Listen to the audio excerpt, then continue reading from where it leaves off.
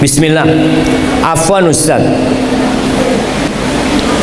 bagaimana kita bisa menjembatani hubungan ibu mertua dengan menantu perempuannya yang kurang harmonis karena merasa dianggap terlalu mencampuri rumah tangga putranya, padahal maksudnya menasehati anak menantunya, sehingga si menantu menolak hidup dalam satu rumah dengan ibu mertuanya, sementara suami ingin tetap dekat dengan ibunya.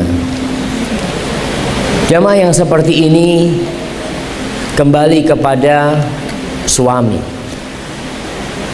Itu istri, istrinya siapa? Istrinya suami. Itu ibu, ibunya siapa? Ibunya suami. Siapa yang menjembatani?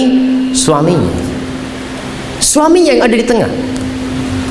Bagaimana sekarang suaminya bisa meredam ibunya dan meredam istrinya? Bagaimana seorang suami datang ke ibunya, "Bu, minta maaf Bu, istri anak Bu ya, doakan mudah-mudahan dapat hidayah."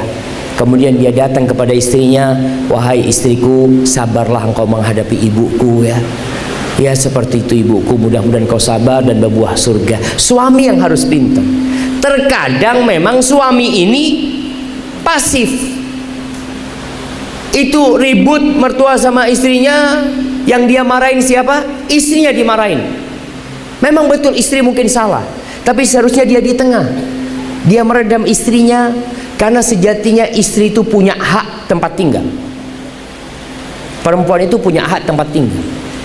Tempat tinggal ya sendiri. Kecuali sang suami mengatakan, "Enggak, aku mau tinggal sama ibuku," ya sudah. Istri harus taat sama suami. Kalau sang istri merasa, "Enggak, anak nggak bisa Bang. Anak nggak bisa kayaknya tinggal di sini karena kayaknya nambah dosa buat anak Bang." Ada wanita yang seperti itu. Maka suami harus pinter-pinter. Contohnya gimana? Ya sudah, kalau istri nggak mau tinggal sama mertua, suami carikan rumah buat istrinya sebagai hak dia. Kemudian suami cari istri lain untuk tinggal sama orang tuanya. Nah, ini solusi jemaah. Ketawa. Bener, ini solusi. Artinya nih perempuan nggak mau tinggal sama mertua, silahkan. Tapi sang anak kan mau berbakti sama ibunya. Nggak mungkin dia tinggal sama istrinya, ibunya sendirian di rumah. Dia perlu ada yang merawat ibunya.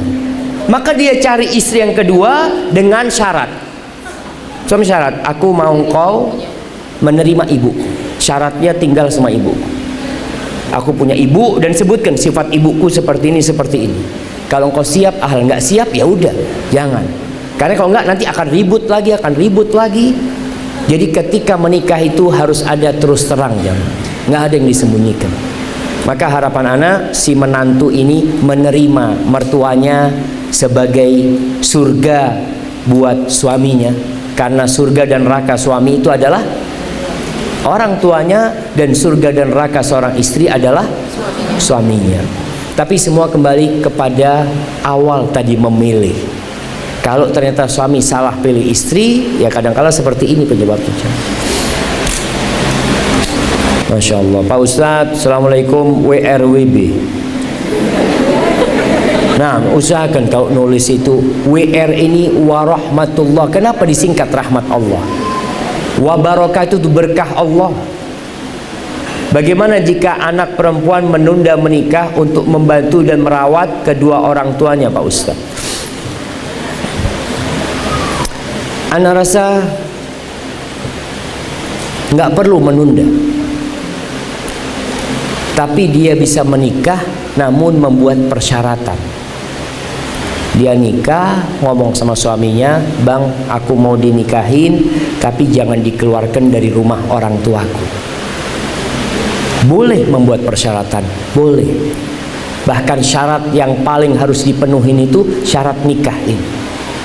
Dan suami nggak boleh nanti marah-marah sama istrinya, mengatakan, "Kamu tidak taat sama suami, kamu tidak patuh sama suami," karena dia sudah bikin persyaratan.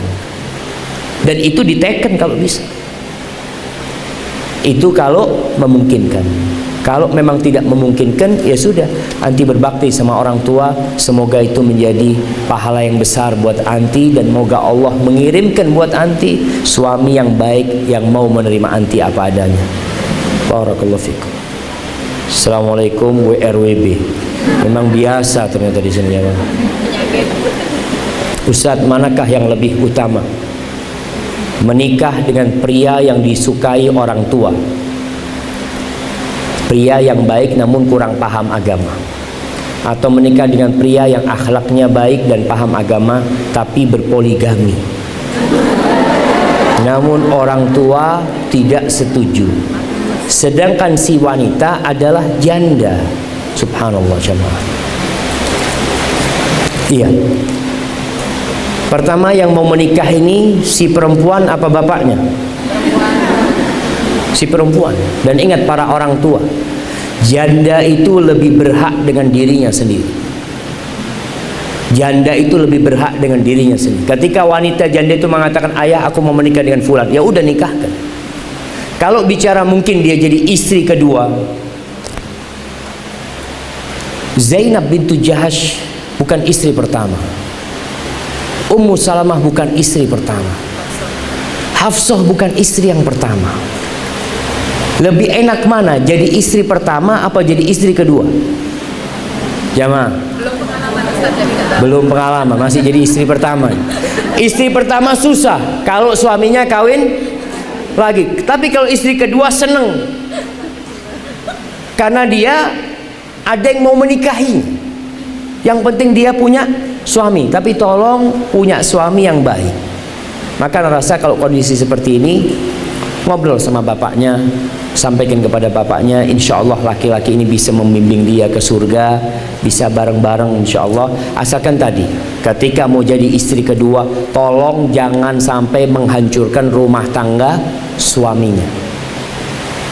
Karena ada laki-laki yang menikah kedua, ternyata rumah pertamanya hancur, dia punya rumah satu lagi.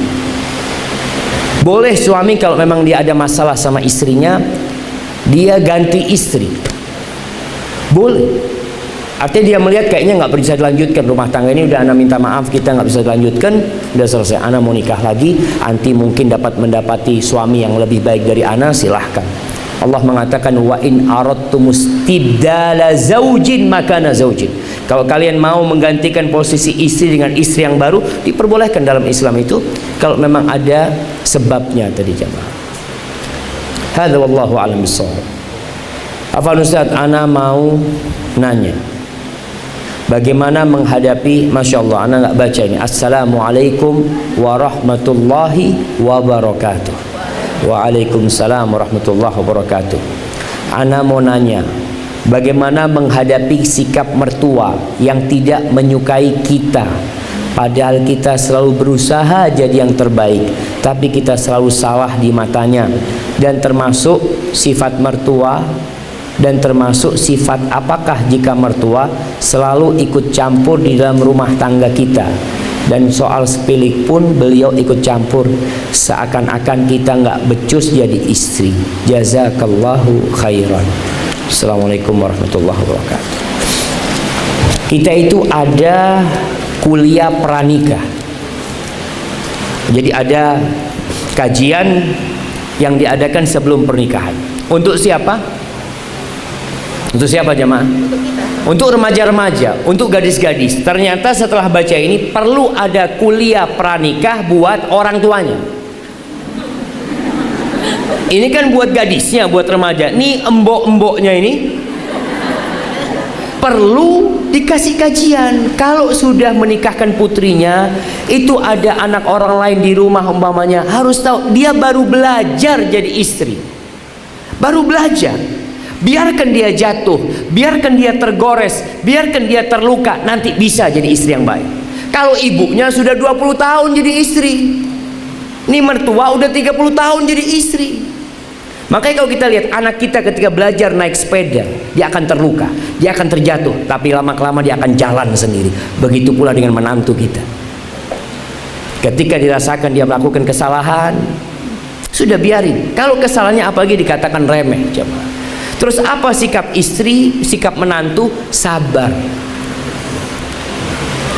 Udah nggak tahan, sabar.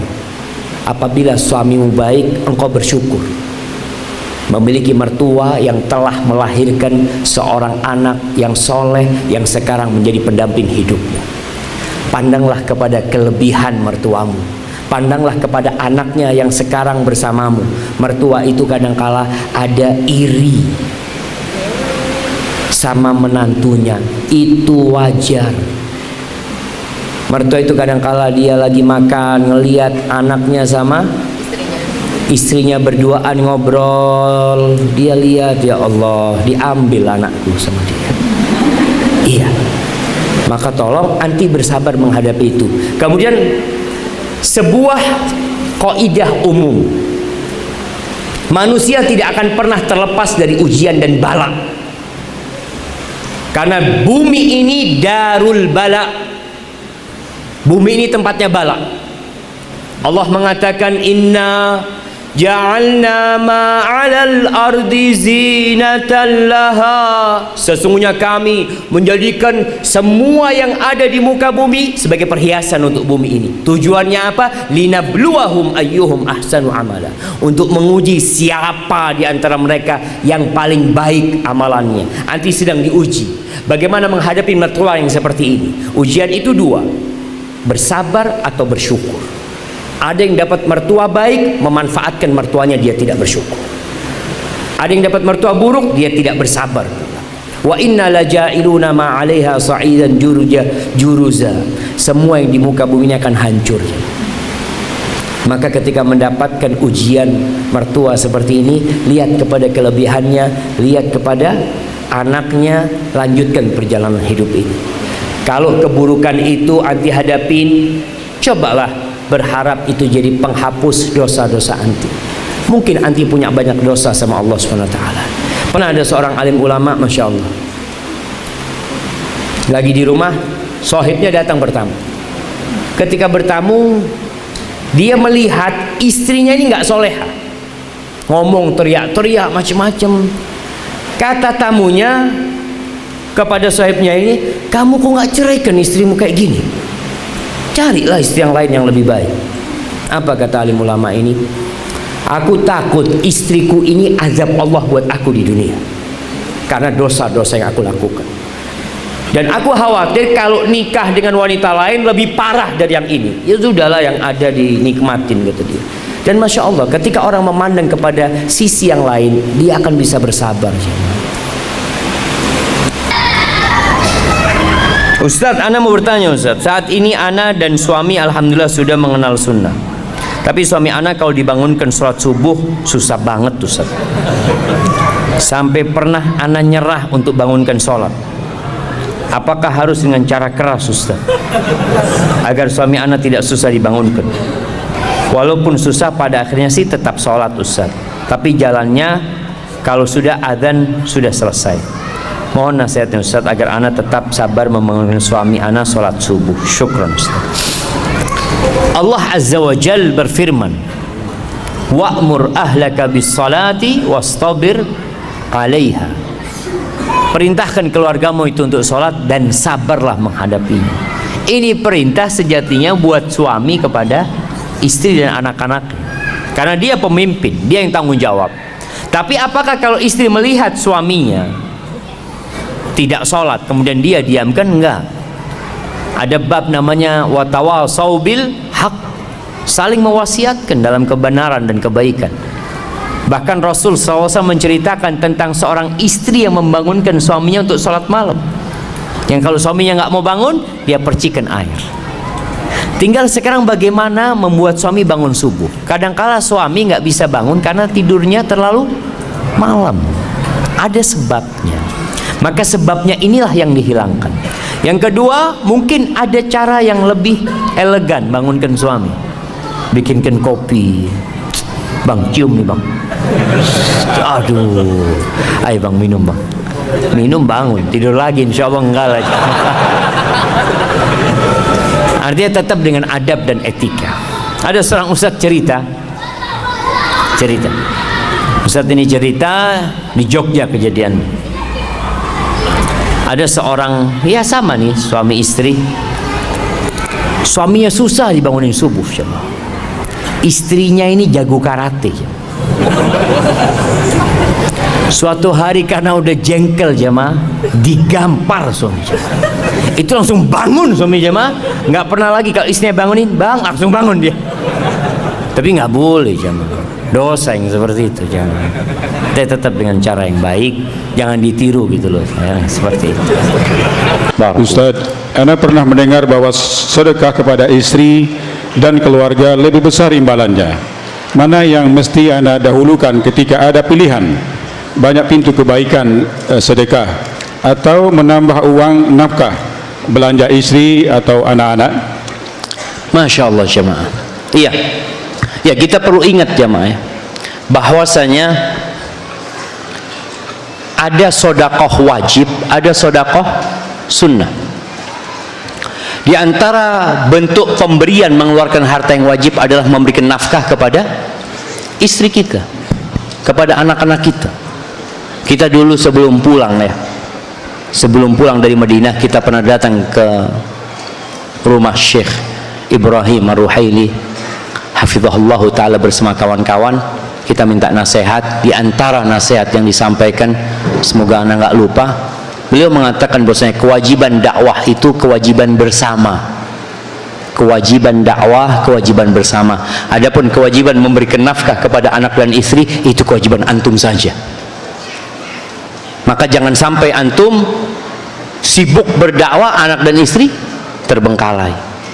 Antum dalam rangka, dalam artian harus cari nafkah buat mereka, karena itu jadi kewajiban pribadi setiap orang. Nabi SAW ketika ditanya sodakoh yang paling mulia, ada seorang mengatakan, ya Rasulullah, aku punya uang 1 dinar katanya. Kata Nabi SAW, engkau sodakohkan untuk pakai buat dirimu uang itu, kata dia. Aku punya lagi, berikan kepada keluargamu. Bahkan Nabi SAW mengatakan, hatta luqmah, sampai suapan makanan yang kau berikan kepada istrimu, tabtaghi wajh Allah tabaraka wa ta'ala, engkau berharap pahala dari Allah, berharap perjumpaan dengan Allah, itu akan ditulis sebagai sodakoh buat engkau. Jadi kalau pertanyaannya, mana yang anda harus lakukan?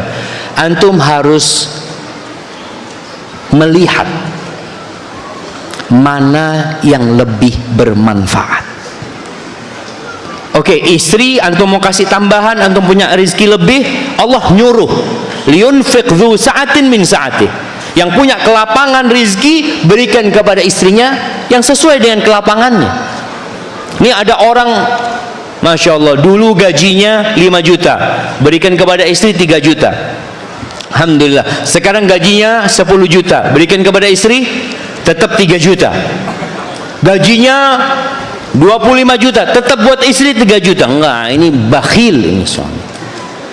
Maka ketika antum punya uang yang lebih, berikan lebih. Wa man qudira alaihi rizqu falyunfiq mimma ataahu Allah. Yang disempitkan rezekinya, ya sudah dia kasih sesuai dengan kemampuan dia. Setelah antum berikan kepada istri, antum punya kewajiban memberikan nafkah kepada orang tua. Allah Azza wa Jalla mengatakan, yas'alunaka madza yunfiqun. Mereka bertanya kepadamu apa dan kepada siapa mereka berinfak. Apa kata Allah? Qul ma anfaqtum min khairin falil walidaini wal aqrabina wal yatama wal masakin. Sampaikan kepada mereka apa yang kalian nafkahkan dari harta itu, maka buat kedua orang tua. Jangan cuma mikirin istri antum, orang tua, kerabat, fakir, miskin, yatim, silahkan setelah itu. Tapi orang tua juga dipikirkan. Jadi antum beri kelebihan kepada istri antum. Antum sodakoh juga kasih kelebihan. Wallahi jamaah, apa yang antum berikan akan dikasih ganti sama Allah SWT. Jangan berpikir anak ngasih istri ahsan, anak kasih masjid Ustaz. Nah, antum kasih istri, antum niatkan mengharapkan keridhaan Allah Azza wa Jalla, antum berharap menyenangkan hati istri antum, itu jadi pahala. Karena ada perempuan-perempuan yang ngeluh, dia mengatakan, Ustaz, anak punya suami Ustaz, ya Allah Ustaz, dia itu rajin bantu orang lain Ustaz. Anak kadang-kala ingin sesuatu, dia katakan, lah nggak manfaat itu, buat akhirat semuanya. Iya, suami berikan kepada istrinya, berharap pahala dari Allah, jadi nilai sedekah. Dan lebih dari itu, suami menggauli istrinya itu juga sedekah syama. Jadi dalam Islam ini sedekah bukan hanya harta. Sebenarnya ulama mengatakan sedekah itu diantara maknanya kita membantu orang lain, menyenangkan hati orang lain, sehingga segala sesuatu yang menyenangkan dan membantu orang lain itu bernilai sedekah. Sampai senyummu kepada saudaramu itu sedekah. Hadza wallahu a'lam bissawab. Bismillahirrahmanirrahim. Assalamualaikum warahmatullahi wabarakatuh. Ustadz, alhamdulillah. Ini banyak banget. Setelah menikah, ana mulai bernikop. Alasannya karena ana ingin menjaga diri dan hanya ingin kecantikan ana dipandang oleh yang hak, yaitu suami ana sendiri. Sehingga ana rawat diri ana hanya agar suami bahagia melihat ana, dan pastinya ingin dipuji cantik. Tapi Ustadz, ternyata ana jarang sekali dipuji cantik. Sampai ana sering sebel sendiri. Dan ternyata Ustadz, suami ana malah chatting sama akhwat lain.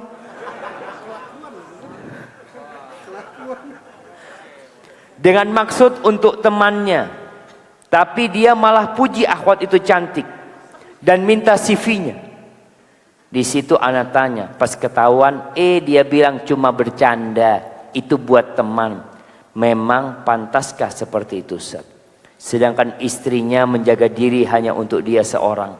Ditambah setelah menikah, dia selalu masih membahas dengan sahabatnya tentang akhwat yang dulu ingin dinikahinya. Sakit rasanya Ustaz.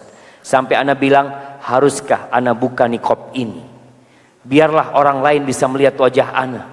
Karena suami ana sendiri pun gak menjaga pandangannya. Tapi dia jawab, jangan, udah gitu aja. Ana mau tanya bagaimana sekarang ana bersikap? Apa yang harus ana lakukan? Karena rasa curiga itu jadi selalu muncul. Jazakallahu khairan, barakallahu fiik. Masya Allah. Ini panjang, bisa sampai subuh kita bahasnya. Ahibati fillah, bagi para wanita, dia harus tahu suaminya bukan malaikat. Suaminya manusia biasa. Sudah menjadi kodrat manusia untuk melakukan dosa. Tapi jangan dibiarkan terus melakukan dosa. Apa yang harus anti lakukan? Tetap anti berusaha untuk berbuat baik sama dia. Ketika anti ingin dipuji, pujilah dia.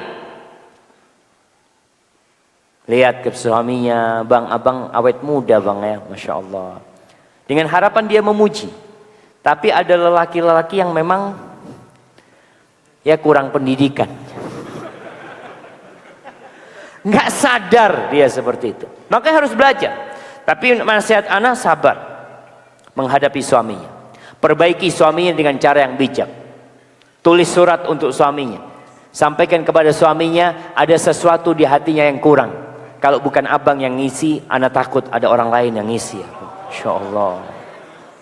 Sampaikan kepada suami. Karena ada laki-laki yang tadi, apa istilahnya, nggak sensitif.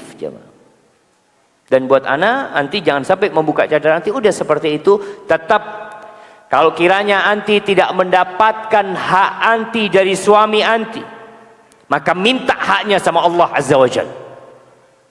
Rasulullah SAW mengatakan kepada para sahabatnya, satalqauna atharah, kalian nanti akan mendapati pemimpin-pemimpin yang pilih kasih, yang tidak peduli sama kalian. Dia menuntut hak tapi tidak melaksanakan kewajibannya. Lalu apa sikap kita ya Rasulullah? Atuhum haqqahum, berikan hak mereka. Terus kita, fasalullah alladzi lakum, minta hak kalian sama Allah Azza wa Jalla. Jadi ketika istri tidak mendapatkan haknya dari suami, dia punya Allah Rabbul Alamin, minta haknya. Seorang istri yang taat patuh sama suaminya, menjaga pandangannya, selalu tampil cantik, menyejukkan hati suaminya, sholat yang 5 waktu, puasa Ramadan, maka dia akan dipersilahkan untuk masuk surga dari pintu mana saja yang dia inginkan. Jadi jangan sampai karena tidak mendapatkan hak dari suami, dia melakukan sesuatu yang tidak pantas dilakukan. Tetap Allah akan mencatat apa yang telah engkau kerjakan. Barakallahu fikum. Bagaimana cara mendapatkan istri soleha Ustaz, padahal kita nggak soleh? Ya jangan cari yang soleh antum. Nggak soleh cari yang soleha. Tapi itu lumrah jamaah. Ada lelaki subhanallah, dia godain istrinya orang. Sampai akhirnya istrinya orang itu gugat cerai sama suaminya.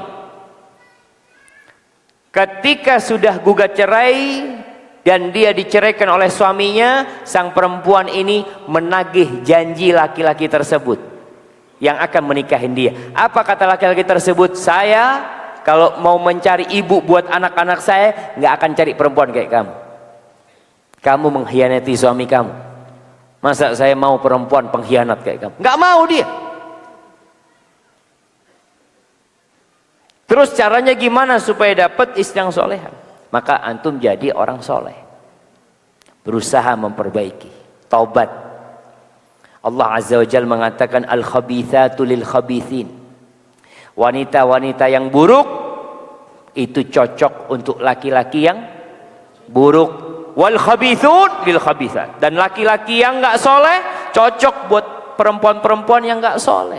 Wat thayyibatu lit thayyibin wat thayyibuna lit thayyibat. Yang baik untuk yang baik.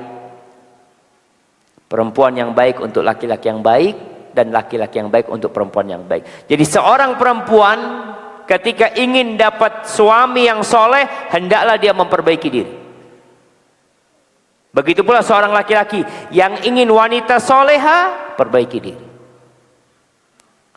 Berdoa mohon sama Allah, semoga datang tuh jodohnya. Bismillah. Assalamualaikum Ustaz. Waalaikumsalam. Saya seorang ikhwan yang sudah beristrikan 1 orang Ustaz. Namun saya berencana untuk ta'adud, poligami ya Ustaz ya. Nah. Tapi istri saya adalah tipe orang yang sangat pencemburu Ustaz. Mohon nasihatnya agar niat baik ini bisa terlaksana. Barakallahu fiik. Maksudnya anda nasihatin siapa? Iya pertanyaan di WhatsAppnya Ustaz.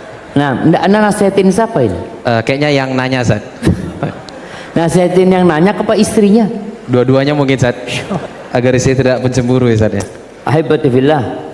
Mungkin nih, ini laki-laki baru tahu perempuan satu. Sehingga dia mengatakan istrinya tipikal wanita yang pencemburu. Nanti dia dapat istri 2, gimana? Istri anak yang kedua ternyata tipikalnya pencemburu juga Ustaz. Wanita itu seperti itu. Jadi kalau dikatakan wanita itu istri antum saja yang pencemburu, antum salah. Sepertinya semua wanita kalau urusan dengan poligami dia cemburu, nggak mampu dia kadang-kala mengatakan suaminya kalau poligami. Tapi mau gimana lagi, udah syariat Allah Azza wa Jal kalau memang suami melakukan hal itu. Tapi nasihat ana buat mereka yang ingin poligami. Allah Azza wa Jal mengatakan fankihu ma tabalakum minan nisa mathna wa thulatha wa ruba' fa in khiftum alla ta'dilu fawahidah. Nikahin yang baik-baik dari wanita 2, 3, 4. Kalau kalian takut tidak mampu berlaku adil, maka cukup 1. Agar kalian tidak melakukan kezaliman jemaah. Maka antum yang bertanya tentang poligami, lihat kesiapan antum untuk poligami. Orang yang menikah lebih dari 1 itu, mungkin bahasa sekarang itu mengundang badai ke rumahnya. Kondisi sekarang mungkin yang mengatakan enggak Ustaz, enggak badai. Ya, badai itu ada yang besar, ada yang kecil ya. Ada badai yang membuat rumah tangga hancur, ada badai yang enggak, orang bisa menyikapin badai tersebut sehingga badai itu pergi berlalu dan dia selamat. Di rumah Rasul SAW terjadi keributan antara istri-istri. Kecemburuan istri-istri Nabi itu Masya Allah jemaah. Sehingga pernah Nabi SAW ditegur sama Allah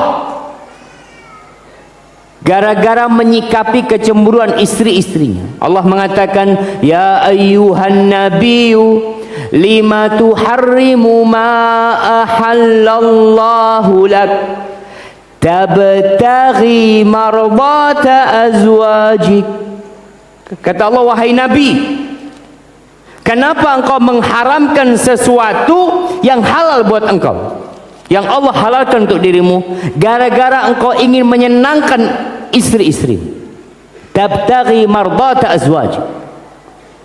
Artinya keributan itu terjadi di rumah Nabi SAW, tapi Nabi mampu menyelesaikannya. Dan berapa banyak orang yang setelah badai hidupnya semakin bahagia, tapi ada kemampuan memanage konflik yang terjadi. Maka para ulama ketika berbincang tentang poligami ada dua madhab.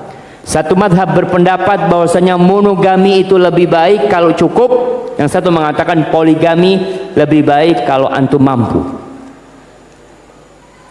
Dia bilang monogami lebih baik, ya tadi antum akan menyebabkan keributan di rumahmu, mau tidak mau, itu satu hal yang lumrah seperti itu. Tapi yang mengatakan poligami lebih baik bagi yang mampu melakukan keadilan, yang mereka memiliki dalil-dalilnya dan dalil mereka kuat pula.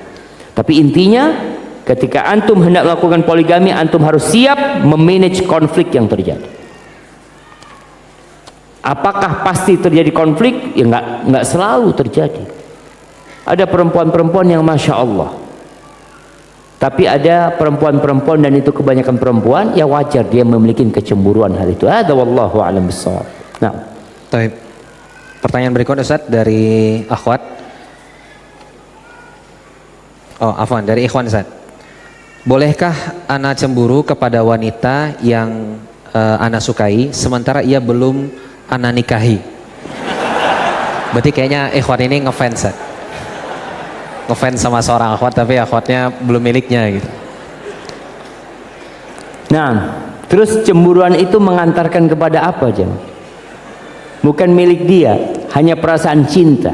Orang itu akan cemburu kepada orang yang dia cintain walaupun dia tidak memilikinya. Itu wajar. Kalau kecemburuan laki-laki ini jamaah, ada kecemburuan yang positif. Kecemburuan wanita ada yang positif, tapi ada kecemburuan wanita yang lebih dekat kepada iri dan dengki. Sedangkan seorang suami, dia cemburu sama adiknya ketika keluar rumah tanpa jilbab. Itu kecemburuan seorang laki-laki yang merupakan kehormatan tadi. Tapi ada kecemburuan wanita yang merupakan perasaan dengki dan iri saja.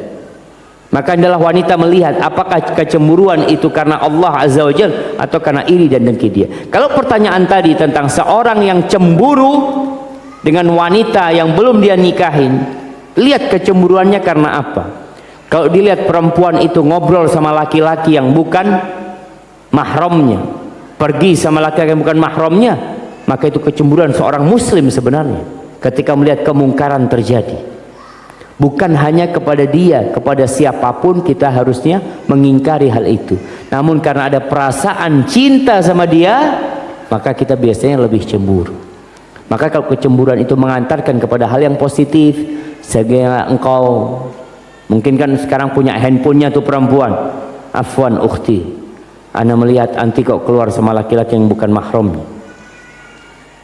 Mama dia memberikan nasihat seperti itu, nggak ada masalah. Sebagai bentuk nasihat seorang kepada wanita muslimah. Hadza wallahu a'lam bishawab. Tapi nasihat seperti itu nanti bisa jadi modus ya Ustaz? Kan niat lagi lah. Iya, berarti kembali niatnya juga, modus ya, apa benar gitu mau ngasih nasihat gitu loh.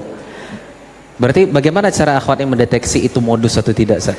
Dia kasih nasihat, terima nasihat. Masya Nggak Allah. usah ini modus, niatnya macam-macam. Kasih nasihat, jazakallah khair, barakallah fiik. Iya, Ini iya. si perempuan jangan memperpanjang gitu. Nah, itu dia. Nasihat. Dan ini laki-laki.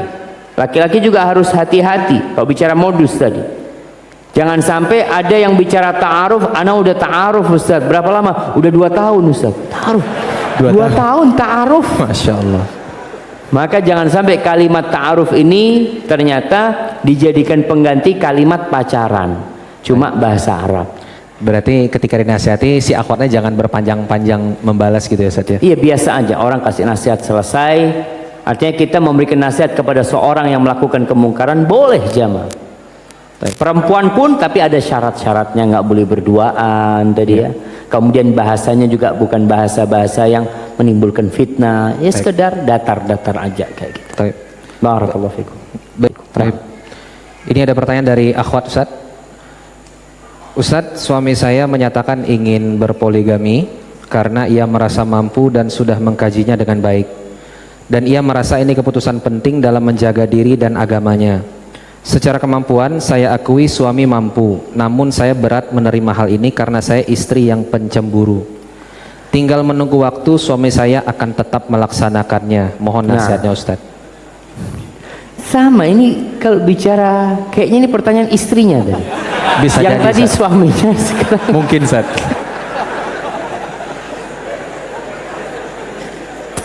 Ahibati billah, kalau bicara karena saya wanita yang pencemburu, semuanya pencemburu. Jangan sok anti yang paling pencemburu, enggak.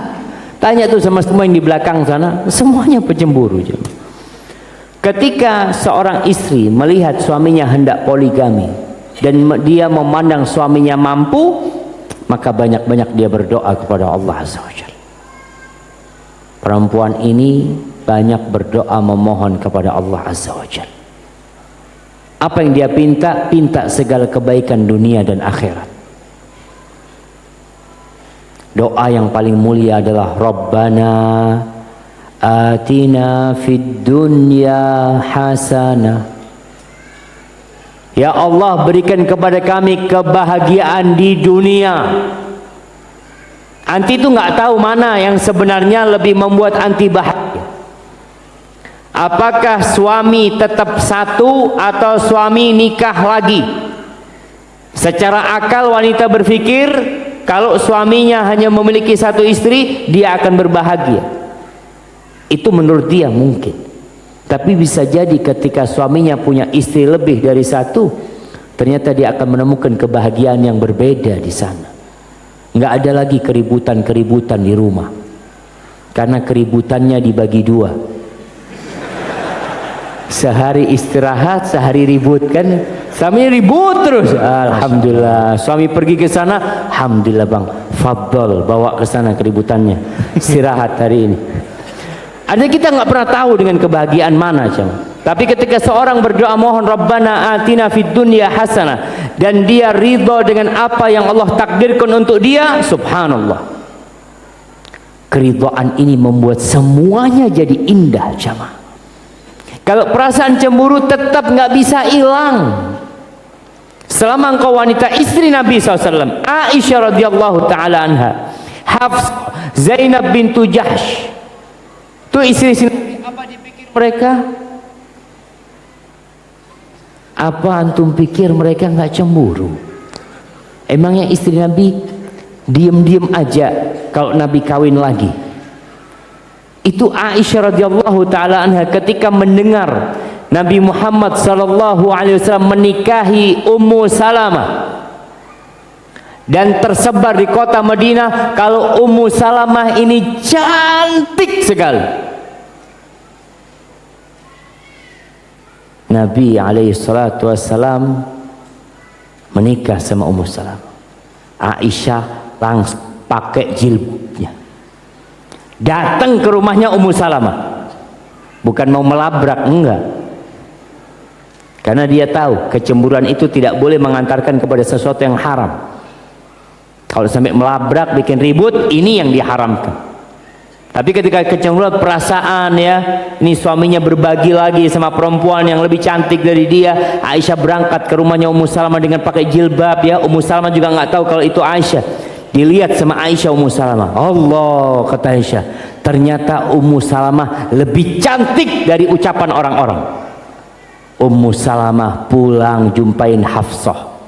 Hafsah ini satu geng sama dia. Ya ada kelompok, dua kelompok lah. Satu kelompok, istri Nabi itu ada dua kelompok. Jadi kalau orang mengatakan kalau istri dua itu Ustaz, jadi seperti di antara dua api Ustaz, ribut terus Ustaz. Tapi kalau istri tiga mulai agak Tenang ya Ustaz. agak tenang. Istri empat oh tambah tenang. Nabi alaihissalam 9 ternyata jadi dua kubu jemaah. Jadi dua kubu mereka ini. Maka Aisyah radhiyallahu taala cerita sama Hafsah, ya Hafsah, ternyata Ummu Salamah ini lebih cantik daripada omongan orang. Kata Hafsah, engkau termakan cemburu. Ummu Salamah cantik, tapi biasa-biasa aja sih. Katanya Hafsah, coba engkau lihat lagi, berangkat Aisyah lagi coba. Berangkat, dia terbawa dengan perasaan cemburu dia. Setelah dia lihat Ummu Salamah lagi, oh iya, cantik tapi ya biasa lah. Artinya masih cantik dia menurut Aisyah radhiyallahu anha. Jadi itu perasaan biasa yang seperti itu. Kecemburuan itu tetap ada. Dan makanya tadi Anda sampaikan, suami harus bisa menerima kecemburuan istri ketika dia menikah lagi. Jangan sampai kemudian dia ingin tenang rumahnya gitu ya. Anak ini nikah lagi kepingin nggak ada ombak. Oh, kalau nggak ada ombak berarti istri antum mati semuanya. Selesai sudah tenang rumahnya. Ketika masih hidup masih ada keributan itu jemaah. Tapi suami yang bijak dan anti sebagai seorang istri menerima ini sebagai takdir ilahi kalau itu terjadi. Dan ingat, dunia bukan tempat bersenang-senang. Di sini tempat perjuangan. Dan perjuangan memerlukan pengorbanan jamaah. Wal aqibatul lil muttaqin. Dan pada akhirnya akibat yang baik buat orang-orang yang bertakwa. Jangan sampai kecemburuan anti mengantarkan anti untuk jadi orang yang tidak bertakwa karena melanggar aturan-aturan Allah Azza wa Jalla. Sebagian wanita suaminya nikah lagi langsung dia gugat cerai. Kenapa engkau lakukan itu? Enggak Ustaz, anak ini pencemburu ini itu. Semua wanita sama. Yang ada itu wanita yang bertakwa, yang satu tidak bertakwa.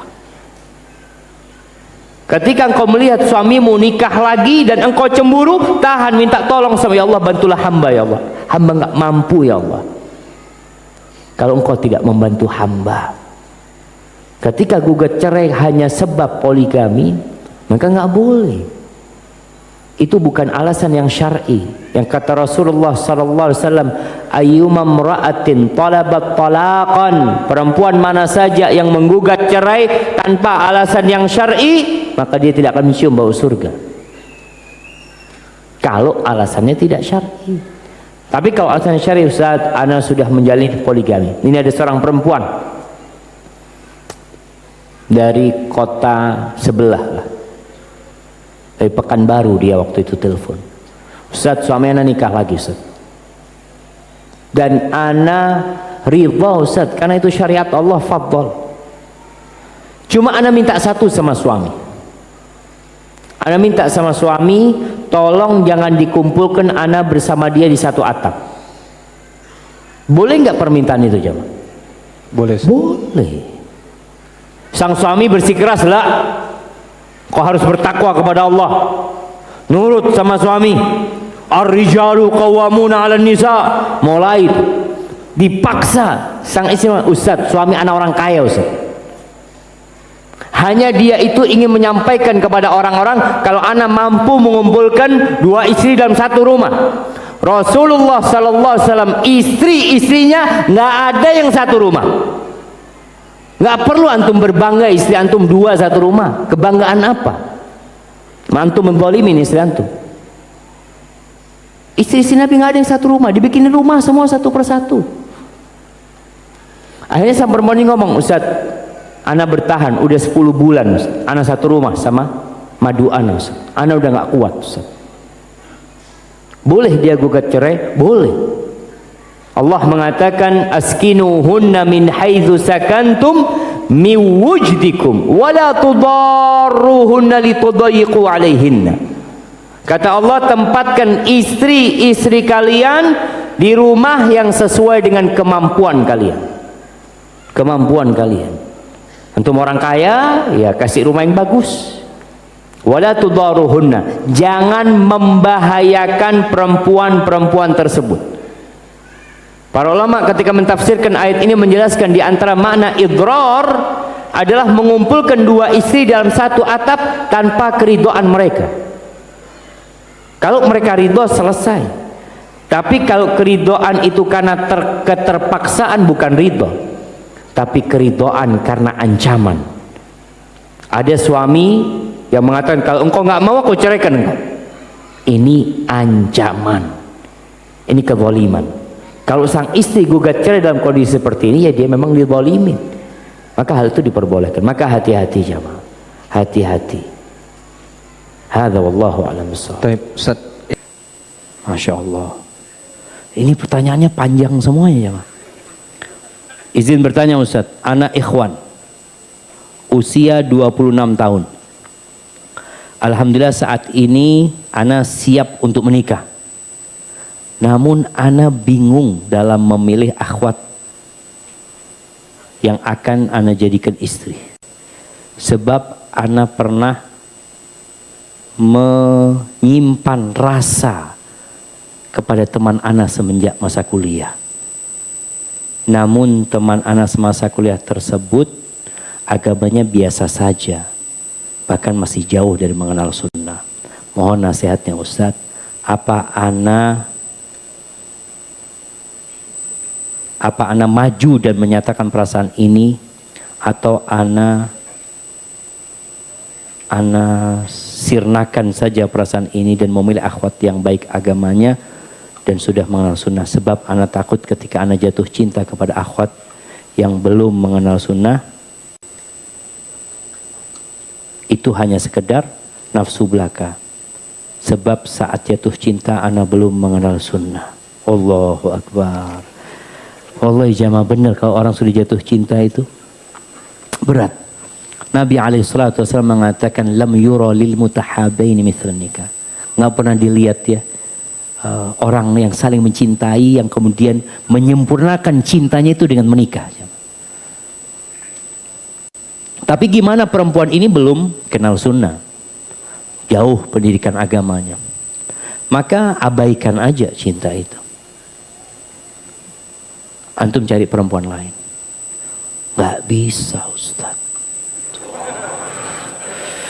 Antum tahu yang namanya Majnun Laila. Majnun Laila itu dikatakan orang gilanya karena cinta sama Laila. Dan dia gak mau dikatakan gila jemaah. Ada orang gila mau dikatakan gila? Nggak ada. Ini mabuk cinta. Dia itu kalau lewat perkampungannya Laila, dia ciumin tembok-tembok itu jemaah.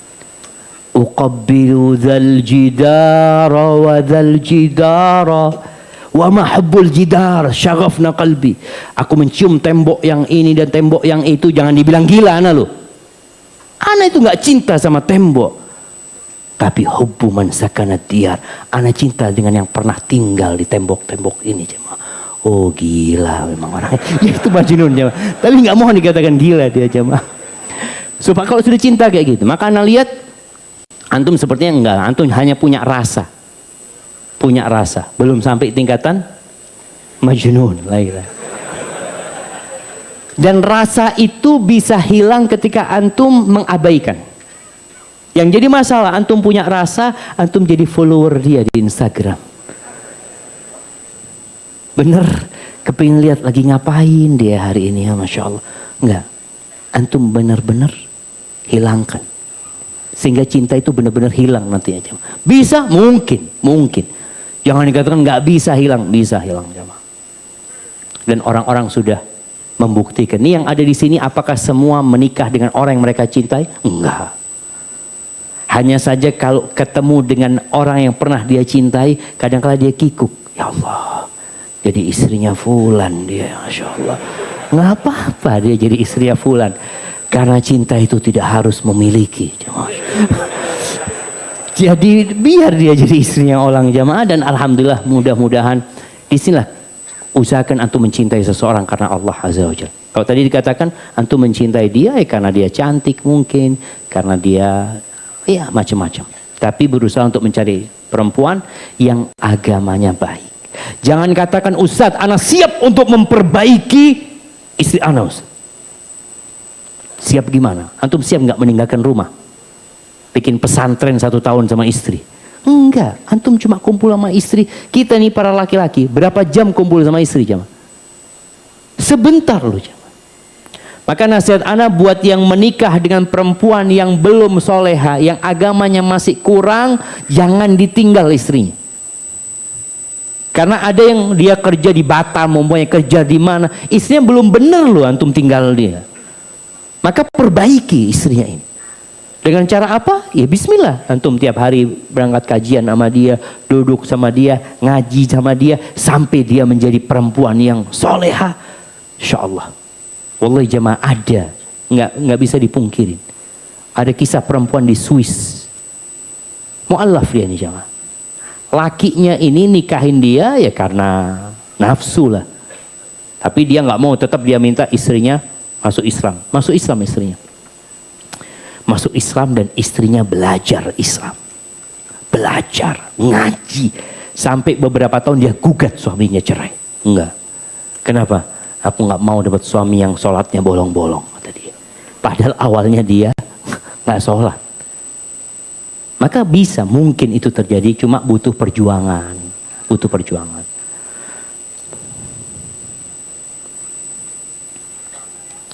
Sikap saya sebagai istri dalam menghadapi suami yang tidak mau sholat berjamaah di masjid dan sering pulang sampai pagi tanpa tahu alasan apa yang dikerjakan. Mohon penjelasannya Ustaz. Subhanallah jamaah. Mungkin suaminya sholat tahajud di masjid, Nurul Iman sampai pagi. La haula wa la quwata illa billah. Apa sikap istri? Iya, istri perlu memberikan nasihat kepada suaminya. Karena ingat, tujuan pernikahan adalah sebenarnya mendekatkan diri kepada Allah Azza wa Jalla. Maka jadikan pasangan hidup kita kawan kita menuju surga Allah Azza wa Jalla. Allah mengatakan watawasau bil haqq watawasau bis sabr. Berikan nasihat kepada suaminya, tapi tolong istri kalau ngasih nasihat suami ini jangan seperti guru ngasih nasihat muridnya. Suaminya pulang pagi, jangan kasih nasihat waktu itu, nggak masuk cuman.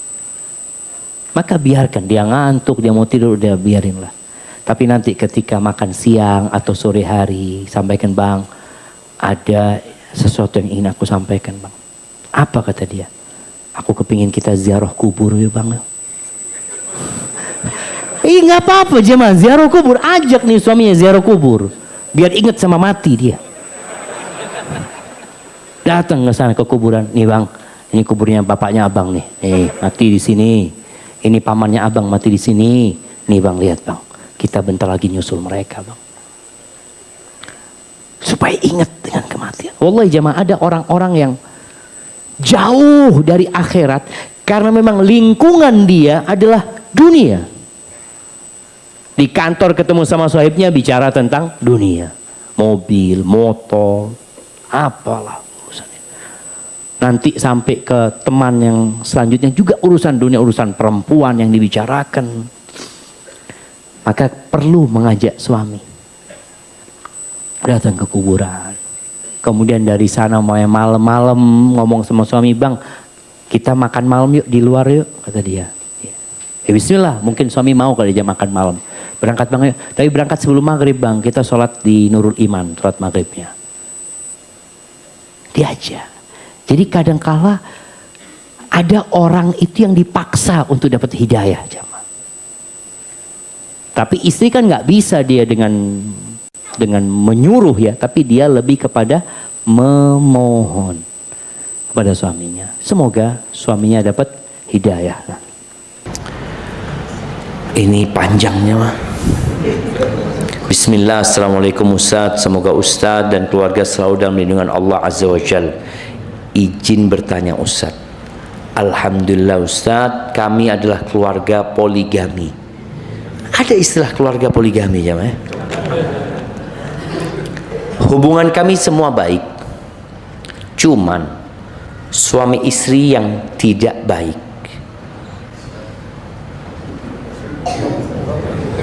Gimana jemaah? Kami adalah keluarga poligami. Ini apa anaknya? Tunggu anda baca ya. Hubungan kami semua baik, cuman suami istri yang tidak baik. Ana selalu berusaha tidak ikut campur urusan suami dengan kakak madu. mesti tutup mata dan telinga.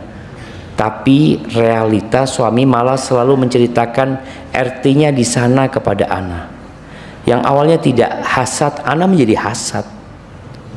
Maksud Ana walaupun jauh atau dekat, maksud Ana ketika mabit dan jika tidak berinteraksi dengan Ana yang sudah bahas tentang Ana dan RT Ana, ini gara-gara poligami jemaah.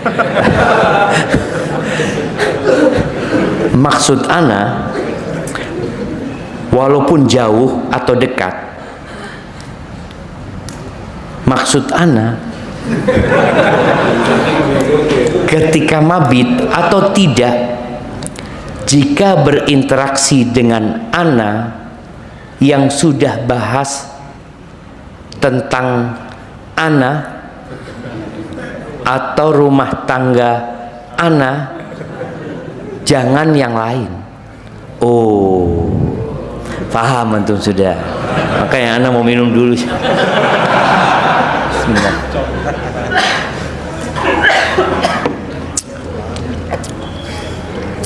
Allahu Akbar jamaah. Nanti pengadilan akhirat nih, yang punya istri lebih dari satu ya, kemudian dia tidak adil, akan datang pada hari kiamat terlihat dengan miring dia punya rusuknya, kayak orang yang kena stroke, dia jalan menyeret dirinya, walaupun di dunia mungkin tadi nggak kelihatan.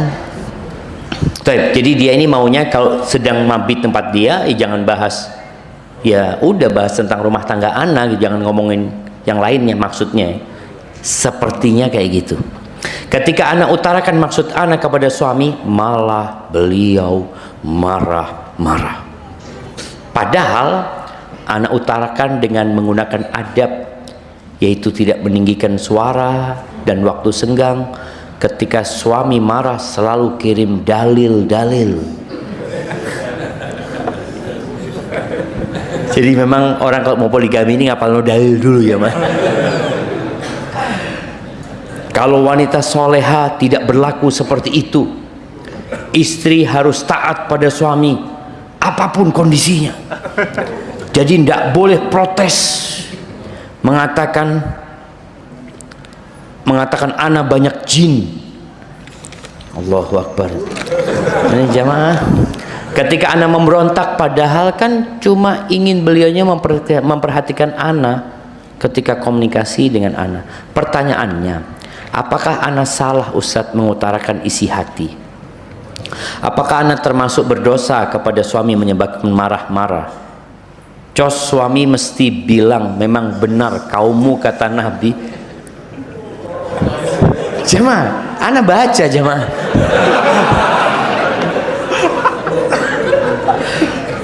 Kata Nabi masuk neraka semua. Mesti bilang memang benar kaummu kata Nabi masuk neraka semua. Astagfirullahaladzim ya. Mohon pencerahannya Ustaz. Jazakallah khairan. Yang pertama ini yang bertanya bukan suaminya ya, istrinya. Makanya kadangkala kita nih para suami perlu sekali-kali dekat sama Ustadz, tanya sama Ustadz ya, sehingga mendapatkan arahan. Kita tuh nggak tahu dengan aib kita. Kenapa? Karena antum perlu cermin.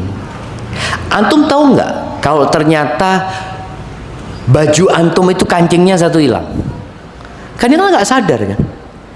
Ketika cermin loh, hilang ternyata. Kita perlu cermin. Al-mu'min mir'atu akhi. Orang beriman itu adalah cermin buat saudaranya. Tadi dia berinteraksi ya, tanya, minta arahan ini dan itu. Kemudian kalau antum nggak punya ustadz yang bisa antum tanya, juga nggak punya sohib yang bisa ngasih tahu, antum coba dengarkan dari orang-orang yang nggak suka sama antum. Orang yang nggak suka sama kita itu biasanya tahu dengan kekurangan kita. Bahkan yang baik pun dianggap salah sama dia. Perlu seperti itu. Tapi nasihat ana buat sang istri ya. Ketika engkau mendapati suami, anggap suamimu zalim. Maka yang pertama sabar.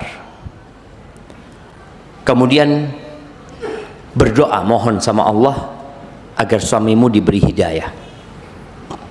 Kalau bicara engkau mengutarakan hal itu, para suami juga harus tahu ya, bahwa saya menceritakan keburukan istrinya yang lain kepada istri yang lain itu masuk ghibah. Kenapa harus diceritakan? Menceritakan keburukan itu nggak boleh. Kalau engkau menceritakan karena minta solusi, itu lain lagi ceritanya. Ceritakan kepada orang berilmu yang bisa memberikan arahan. Aku punya masalah istriku kayak gini, kayak gini, kayak gini. Tapi kalau ini ceritakan kepada istri yang satunya, yang tadi disebutkan membuat dia hasad kemudian ya, betul. Jadi kalau yang engkau lakukan itu, ya dikatakan nggak salah sebenarnya ketika seorang istri memberitahu suaminya. Jangan pernah engkau mengatakan nggak boleh istri ngasih tahu. Boleh. Istri memberi nasihat suaminya boleh. Bahkan itu diperintahkan. Man ra'a minkum mungkaran falyughayyirhu biyadihi. Yang melihat kemungkaran hendaklah dirubah dengan tangannya. Nggak bisa maka dengan lisan, nggak bisa dengan hatinya. Engkau sudah berusaha dengan lisanmu tapi dia marah, ya sudah engkau dengan hatimu. Kemudian kalau dikatakan ucapan dia semua kaum Hawa itu masuk neraka, nggak benar. Nggak benar ucapan itu, tapi memang banyak wanita yang masuk neraka. Kalau yang kau lakukan apakah membuat suami marah itu dosa? Ya, kalau membuat suami marah dengan cara yang tidak benar maka dosa. Anak membuat marah bapaknya dengan cara yang benar gak durhaka. Seperti Nabi Ibrahim alaihissalam diusir sama bapaknya, diusir, bapaknya sakit hati sama Nabi Ibrahim. Tapi apakah Nabi Ibrahim durhaka? Enggak.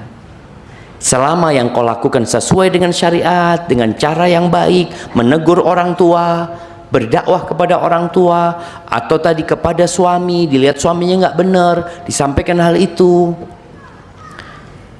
Poinnya jamaah, antum yang berpikir nikah lagi harus siap dengan badai, karena badai itu pasti berlalu lalang. Ya antum berpikir, bu enak kawin dua, enak apa ini ruwet? Di sana ruwet, di sana ruwet, di sini ruwet. Akhirnya kajian di Masjid As-Siddiq. Bismillah, alhamdulillah. Kalau ternyata antum kawin lagi menyebabkan antum lebih sering ke masjid, itu nikmat ya. Karena antum semakin dekat sama Allah Azza wa Jalla. Itu kayaknya pertanyaan terakhir. Itu masih, alhamdulillah sudah habis ya. Ahibati fillah, dunia ini bukan tempat bersenang-senang ya. Setiap antum hendak berbuat sesuatu, selalu hadirkan gambaran saksi yang akan bersaksi. Antum lihat, tangan antum akan bersaksi, kulit antum akan bersaksi, mata antum akan bersaksi. Nggak ada yang disembunyikan. Tatkala antum panggilan untuk berbuat dosa semakin kuat, antum minta tolong sama Allah. Allahumma a'inni ala dzikrika wa syukrika wa husni ibadatik. Berdoa terus, nggak ada yang lepas dari dosa. Makanya kita mengatakan iyyaka na'bud wa iyyaka nasta'in. Semua dosa itu diampuni kecuali syirik. Artinya kalau mati dalam kondisi berbuat syirik, antum nggak akan diampuni. Tapi ingat, ada dosa yang tidak akan ditinggalkan. Artinya persidangan di hari kiamat akan tetap diadakan, yaitu dosa kepada orang lain. Maka tolong berkaitan dengan dosa terhadap orang lain ini, nggak cukup antum istighfar dan bertobat, antum perlu minta maaf sama mereka. Hadza wallahu a'lam bissawab. Aqulu qawli hadza wa astaghfirullah li wa lakum wa li sa'iril mu'minin wal mu'minat fastaghfiruhu innahu huwal ghafurur rahim. Subhanakallahumma